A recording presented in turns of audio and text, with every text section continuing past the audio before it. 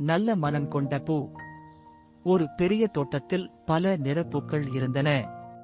அவற்றில் ஒரு சின்ன மஞ்சள் பூ இருந்தது. அது சின்னதாக இருந்தாலும் மனம் பெரியது. தினமும் காலை சூரியன் உதயமானதும் பூ வணக்கம் சூரியனே என்று சிரித்தது. சூரியன் தனது ஒளியை கொடுத்து பூவை மகிழ்வித்தது. ஒருநாள் மழை பெய்தது. மற்ற பூக்கள் ஐயோ நனைஞ்சிடுச்சே என்று புலம்பின. ஆனால் அந்த மஞ்சள் பூ இந்த மழை நம்மை வளர வைக்குது என்று சந்தோஷப்பட்டது. அடுத்த நாள் ஒரு தேனீ வந்தது. அது சோர்வாக இருந்தது. பூ தனது தேனை பகிர்ந்தது. தேனீ மகிழ்ச்சியுடன் பறந்தது. ஒரு சிறிய குழந்தை தோட்டத்திற்கு வந்தது. அந்த பூவை பார்த்து சிரித்தது. பூவின் அழகு குழந்தையின் மனதை மகிழ்வித்தது.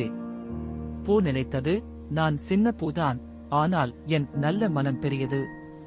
அன்றிலிருந்து அந்த தோட்டத்தில் அந்த பூ அனைவருக்கும் பிடித்த பூ ஆனது.